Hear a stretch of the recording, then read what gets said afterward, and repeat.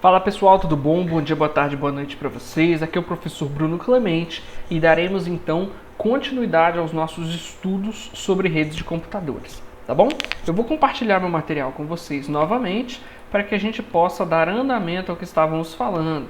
Então, nesse material observamos o seguinte, pessoal. Falamos a respeito então dessa questão de utilização do meio, né, sobre o simplex, half duplex e full duplex, vídeo anterior aqui na nossa playlist, tá bom? E então, eu trouxe um exemplo para vocês. Considere uma rede local utilizando um barramento que interliga vários computadores. Só relembrando, topologia de barramento é uma topologia que já foi estudada na disciplina de redes 1, tá certo? Então, nós temos esse barramento e nesse caso há uma disputa dos dispositivos pelo meio de transmissão. Quer dizer, há apenas um barramento, um cabeamento utilizado, né, para ligar todos esses dispositivos. Considere agora uma rede local wireless, ou seja, uma rede sem fio, onde os mesmos computadores se conectam através do ar, no caso através, né, dos sinais que são enviados lá pelo nosso roteador.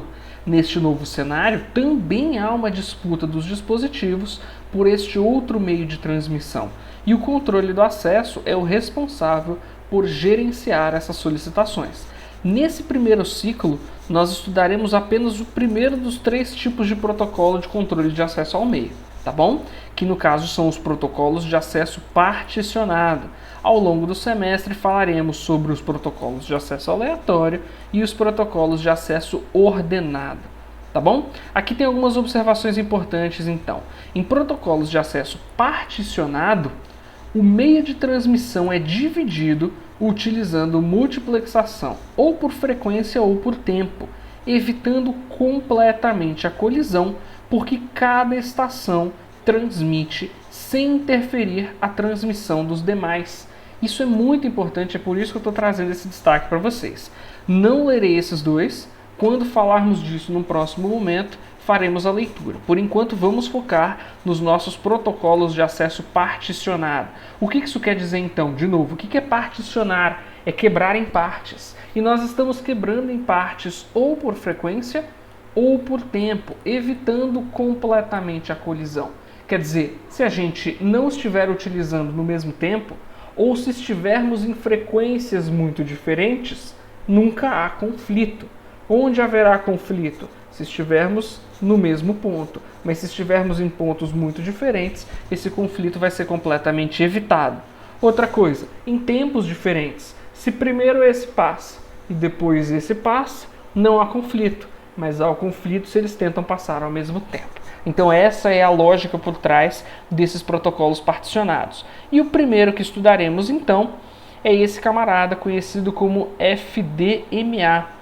E o FDMA ele significa aqui da tradução do inglês é o seguinte, olha, acesso múltiplo por divisão de frequência. E ele vai dividir o quê?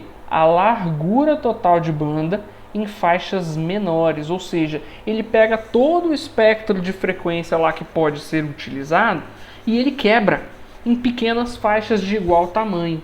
E depois cada estação, cada host da nossa rede, cada dispositivo, ele fica associado lá a uma faixa de transmissão exclusiva. Então isso vai fazer o quê? Isso vai garantir que eles não haverão conflito, não haverá nenhum tipo de colisão. A principal vantagem desse protocolo, como a gente já mencionou, né, é que ele é de simples implementação e que não há colisões no uso. A principal desvantagem, óbvio, é que nós estamos subutilizando o meio de transmissão.